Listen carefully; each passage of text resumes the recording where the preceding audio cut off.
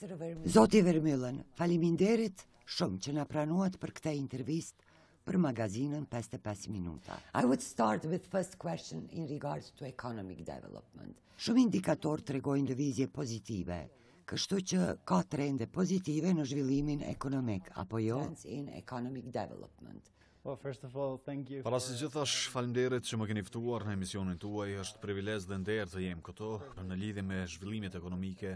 Ne vetëm i kemi përditësuar pikpamjet tona në vështrimin e përgjithshëm si pjesë nga konsultimet sipas nenit 4 që mbajtën në tetor.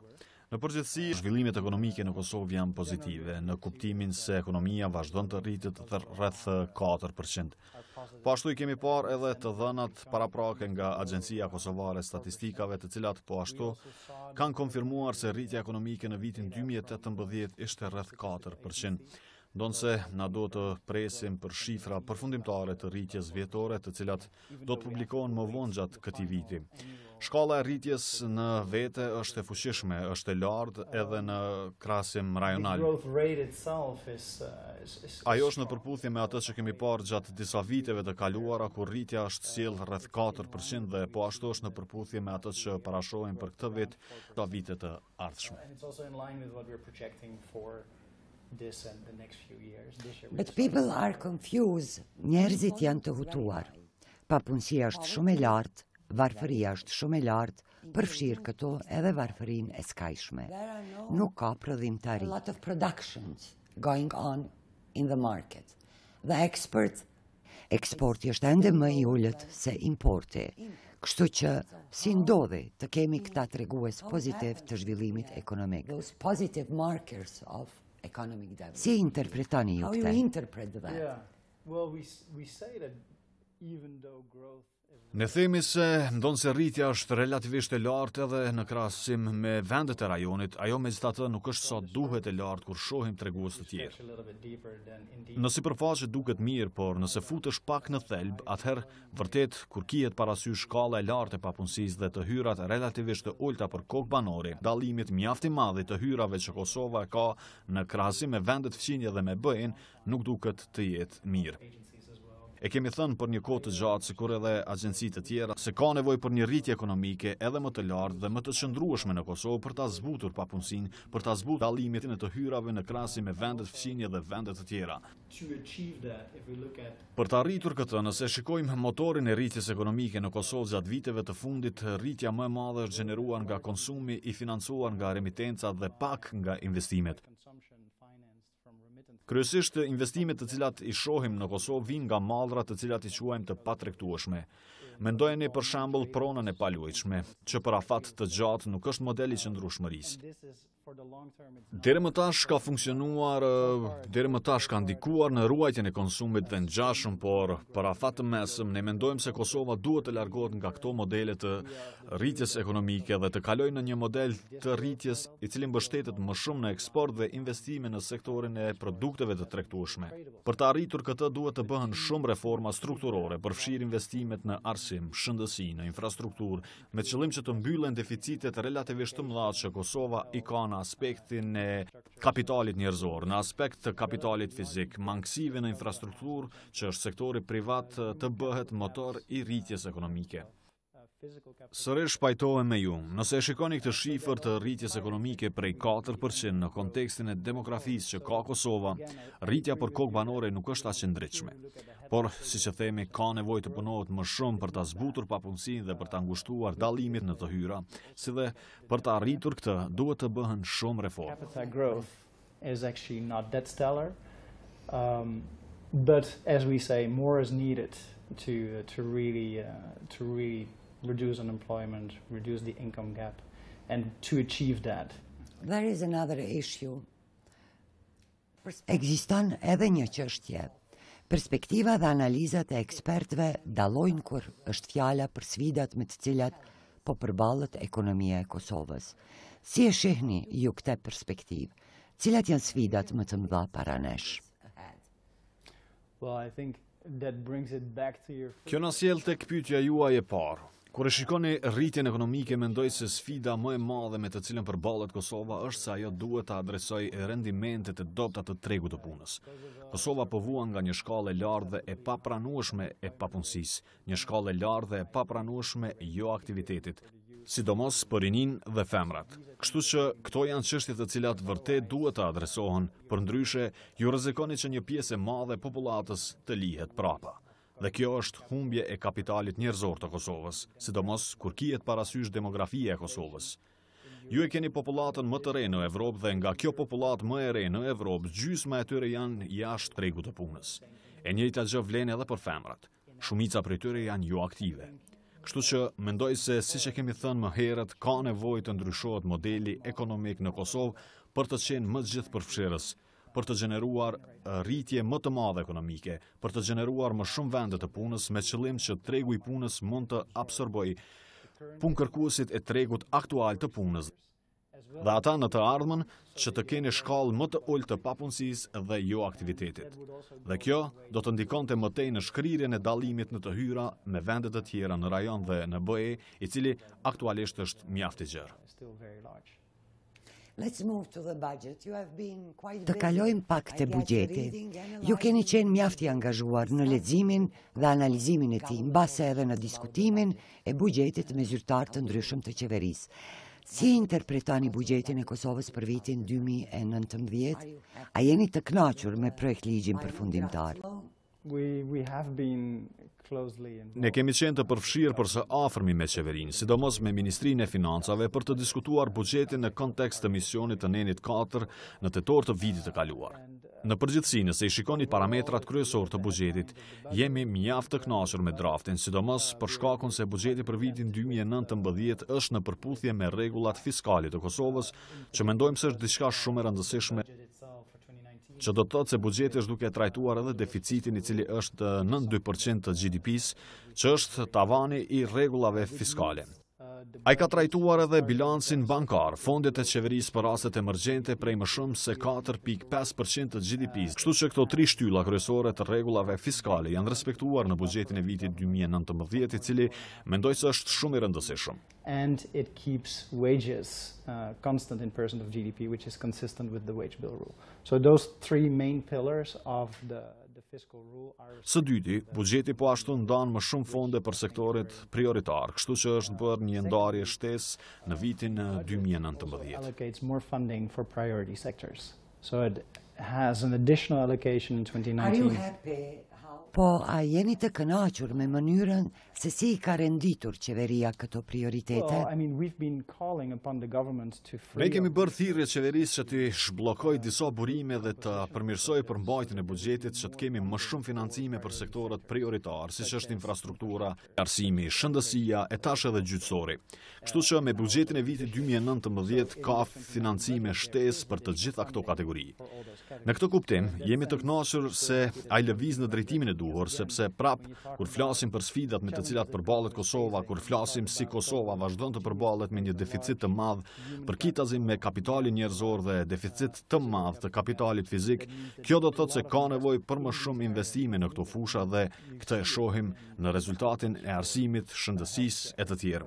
Është e rëndësishme që buxheti për vitin 2019 ndan më shumë fonde për këta sektor dhe këtë e mirëpresim. But we also have some concerns Por, edhe kemi disa shqetësime rreth buxhetit.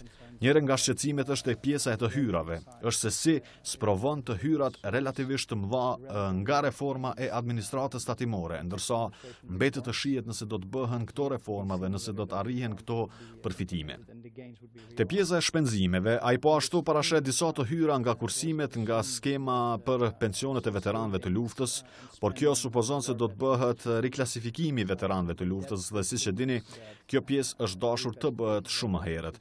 Është diçka që parashihet me ligj, por që procesi nuk ka filluar ende. Përveç kësaj, ka dhe shpenzime të tjera, ndarje të tjera buxhetore për përfitime pensionale. Nga ana jon, mendojmë se ka pak hapësirë për rritje, kryesisht për pensionin bazë, pasi që pensioni bazë ende është 75 euro në muaj. Mendoj se në këtë fazë ne nuk këshillojmë që të rritet pensioni kontributdhënës, pasi që vetëse ishte rritur para 2 vitesh për më shumë se 25%, me një kosto mjaft të lartë për buxhetin. Kështu që ka disa elemente në buxhet për të cilat jemi të shqetësuar.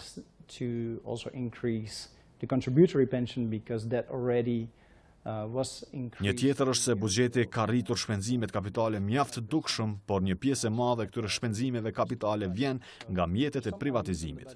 Nuk kemi problem me faktin se ato financohen nga të hyrat e privatizimit, por ekziston një transferim i dukshëm i këtyre mjeteve nga privatizimi në buxhet, dhe në buxhetin e vitit 2019 supozohet që më shumë se 2% e GDP-s të ndahet për financim të projekteve infrastrukturore. There is a significant transfer of those privatization receipts to the budget. Kemi këshilluar që mbase do të ishte më mirë që këto mjete si dhuratë, si nga qielli, t'i quajmë ashtu, të zgjerohen. And this is, we had advised that it might be better to spread out this windfall, if you like, of. When you meet and when you talk to government as a IMF representative. Po kur flisni me qeverin, si përfaqësues i FMN-s, ju sugjerani mos e rritni shumë fondin e parave të dedikuara për pensionet. Por, a rekomandoni ndonjëherë të ta rrisim këte apo të ulim diçka tjetër, ndoshta diçka që është dukshëm më e lartë, e jo e arsyeshme në krahasim me pagën minimale ose shërbimet e ulta shoqërore apo pensionet jashtëzakonisht ulta. Or low pensions. Sure. We've said, for instance, in the past that when you look at the social assistance scheme. Sigurisht, për shembull, në të kaluarën kemi thënë se kur e shikoni asistencën e skemës sociale, skema e asistencës sociale synon familjet e varfëra dhe ekonomitë e varfëra familjare dhe kriteret për të qenë pjesë e kësaj skeme janë mjaft të rrepta. Por, edhe kjo ka për qëllim që ato mjete të shkojnë te ekonomitë e varfëra familjare. Në të kaluarën kemi këshilluar se ka hapësirë për të arritur fondin e skemës për asistencë sociale dhe për ta financuar atë, mund të gjeni kursime nga skema të tjera të cilat janë shumë të shtrejta. Për shembull, nga skema e veteranëve të luftës, skema aktuale e veteranëve të luftës ose në vitin 2018, Kosova ka shpenzuar gati 80 milion, gati 1.2% të GDP-s për skemën pensionale të veteranëve të luftës. Nëse kjo skemë do të mbahej brenda kufive të ligjit, që i bie 0.7% të GDP-s, atëherë kursimet të cilat do të mund të siguroheshin do të kishte mundësi të përdoreshin për shembull për financimin e skemës së asistencës sociale, kështu që nganjëherë bëjmë sugjerime, rekomandime të tilla. So we do sometimes make such suggestions, recommendations. Are you happy with the response of the government? Po jeni të kënaqur me përgjigjen e qeverisë në lidhje me sugjerimet tuaja? Well, look, I think you might have seen the latest IMF report. Mendoj se mund të keni parë raportin e fundit të FMN-s, të cilin e kemi shkruar për Kosovën, i cili është publikuar në dhjetor, dhe aty një nga gjërat të cilat i kemi theksuar janë rreziqet fiskale. Rreziqet fiskale kryesisht sillen rreth nismave të reja, të cilat janë në faza të ndryshme të proceseve ligjvënëse. Disa janë ende në fazë të propozimeve, disa janë projekt ligje, disa janë duke u diskutuar në grupe punuese ose janë koncept dokumente, por shumë prej tyre sillen rreth përfitimeve sociale shtesë, përfitimeve pensionale për kategori të caktuara. Kështu ka pas presione të shumta dhe të pareshtura për pagat, për përfitime sociale, dhe këshillat tona kanë qenë që të rezistohen ndaj këtyre presioneve dhe të gjenden kursime në këto dy kategori, sepse buxheti i Kosovës është shumë i kufizuar.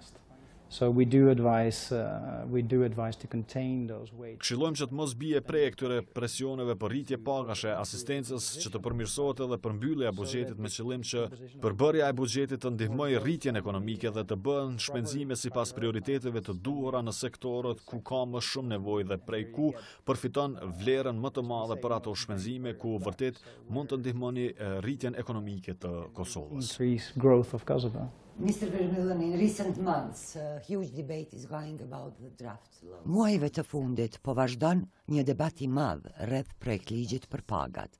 A jeni të përfshirë në këtë proces? Apo vetëm po e përcjellni si çfarë po ndodh me komisionet, ndryshimet, sugjerimet? We've been very closely following the discussion. but we have not been directly. I kemi ndjekur për së afërmi diskutimet, por nuk jemi përfshirë në mënyrë të drejtë për drejtë. Nuk kemi qenë të përfshirë në dizajnimin e projektligjit për pagat. Institucionet të tjera kanë qenë të përfshira dhe kanë punuar me qeverinë për dizajnimin e reformës së administratës publike. Nuk është vetëm projektligji për pagat, por 3 ligje të cilat kanë të bëjnë me reformën e administratës publike. Ne kemi përcjell nga afër kryesisht nga këndvështrimi i ndikimit fiskal, sepse në veçanti projektligji për pagat mund të jetë shumë i shtrejtë. E kemi parë versionin e parë në qershor të vitit 2018 kur është shpërndar për konsultime publike dhe I kemi bërë edhe disa komente. Mendoj se një nga komentet tona kyçe ishte në fakt se sipas atij dizajni kostoja do të ishte shumë e lartë për buxhetin e Kosovës. Po, aso kohë ishte diku rreth 617 milion euro, ndërsa tash me draft ligjin e ri, kostoja arrin në mbi 725 milion euro. Nuk I kemi parë ende shifrat e fundit fiskale, nuk I kemi parë ndonjë vlerësim të pavarur fiskal të bazuar në ndryshimet e fundit të miratuara në komision, por nga koeficientet që kemi parë dhe disa kalkulime të parafërta, kostoja është ende shumë e lartë dhe mbesin shumë shqetësime, sepse në projektligjin për vitin 2019 parashihet një ndarje prej 616 milion. Nuk ka hapësirë të mjaftueshme për t'i akomoduar të gjitha ato rritje që janë bërë në skemën e re të pagave. Ne jemi të shqetësuar për shkak të ndikimit që paga e sektorit publik, ligji për pagat, do të kishte në buxhetin e Kosovës për vitin 2019, por edhe në konkurrencë, pasi që e dim se në Kosovë në veçanti, ku 1 nga 4 të punësuarit janë në sektorin publik, kështu që dallimi mes pagave në sektorin publik me atë të sektorit privat është I lartë dhe veç se kemi një situatë në Kosovë kur pagat në sektorin publik janë më të larta se sa në sektorin privat. Public sector wages to private sector wages is high. And we're already in a situation in Kosovo where public sector wages are higher than private sector wages. A mund ta destabilizoj një gjë e tillë sistemin? Well, we are concerned about the impact it will have on competitiveness. Jemi të shqetësuar për ndikimin që mund ta ketë në konkurrencë. Konkurenca në Kosovë është jashtëzakonisht e rëndësishme pasi që Kosova nuk e ka valutën e vet. Është një vend që përdor euron. Kështu që të mbetemi konkurrent, duhet të sigurohet që e kontrolloni koston tuaj për pagat dhe për punë. Në këtë kuptim, kjo nuk është e ndryshme nga vendet të tjera që përdorin euron, që mundohen të garojnë. Një mënyrë për të qenë konkurrent është devalvimi I brendshëm, sepse nuk mund të devalvoni valutën tuaj. Kështu që të mbetemi konkurrent është jashtëzakonisht e rëndësishme në kontekstin e Kosovës. E kemi parë në të kaluarën dëmi që është bërë nga rritja e tepërt e pagave në sektorin publik. Kjo ndodhi në periudhën 2010-2011 dhe në periudhën 2013-2014. But it did not stagnate. Megjithatë, aso kohë nuk stagnuan parametrat e rritjes ekonomike. Economic growth is a very crude indicator. Rritja ekonomike është një tregues mjaft I përgjithësuar. Por treguesit e rritjes shkonin mirë. I don't want to directly link it here, but if you look at Nuk dua ta lidh këtë drejt për së drejti, por nëse shikoni konkurrencën dhe shkallën e rritjes të cilën e kemi parë në vitin 2014, besoj se rritja kishte rënë në 1.2%, që ishte shumë më e ulët se sa tash dhe pas vitit 2014 I kemi pasur disa vite ku ka pasur ngrirje pagash për sektorin publik dhe kjo kryesisht kishte për qëllim që të rikthehej konkurrenca që kishte humbur për shkak të kësaj rritje pagash.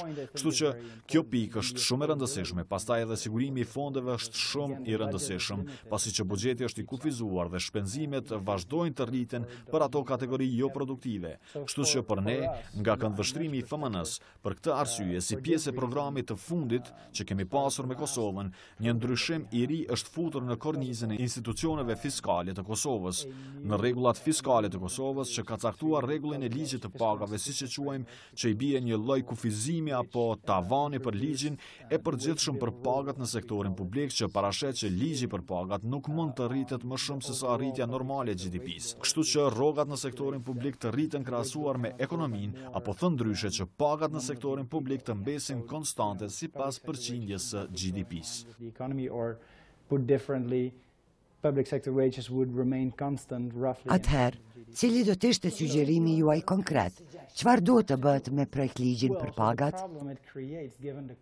Problemet që ai shkakton kur është në pyetje kosto i ati, nuk e kam parë ende shifrën përfundimtare, por duke e pasur parasysh kostën e konsiderueshme të cilën e shohim, duket se ky ligj për pagat, kostoja e kësaj reforme do të shkelë rregullat për pagat. Ky është problem, se mbani mend se kjo rregull hyri në fuqi jo më herët se në vitin 2018. Po çfarë konkretisht do të shkelte ky ligj? A e konsideron një shkelje vetëm këtë rritjen e dallimit mes pagave në sektorin publik dhe privat, apo uljen e konkurrueshmërisë, apo mbase ka edhe shkelje tjera? Në ligjin për menaxhimin e financave publike dhe përgjithësitë thuhet qartë, ekziston një nen i cili parashet që shpenzimet e përgjithshme sipas ligjit për pagat dhe mëditjet në sektorin publik nuk mund ta tejkalojnë një shumë të caktuar, e cila përcaktohet nga shpenzimet e vitit të kaluar sipas ligjit të pagave, dhe ato mund të rriten vetëm sipas rritjes së fundit të GDP-s, ta themi 4 ose 5%. Kështu që kjo është rregulla dhe se kjo ka për qëllim të shmang situata të cilat i kishim në vitet 2011 dhe 2014 që dëmtonin buxhetin dhe konkurrencat e tjera. Competitiveness, etc. So Kështu që shpenzimet e përgjithshme, kostoja e përgjithshme e kësaj reforme ka mundësi të ngarkojë shumë pagat dhe ta shkel këtë tavan. Problemi me mosrespektimin e këtij kufizimi e minon kredibilitetin e rregullit tuaj fiskal dhe të kornizës suaj të institucioneve fiskale. Por rregulla është caktuar për një arsye të mirë, për shkak të dëmeve të cilat mund të shkaktohen nga rritja e tepërt e pagave në sektorin publik për buxhetin dhe konkurrencën. Excessive growth in public sector wages can do to the budget and to competitiveness. A jemi të rrezikuar nga destabilizimi fiskal? No. Jo. Ju faleminderit.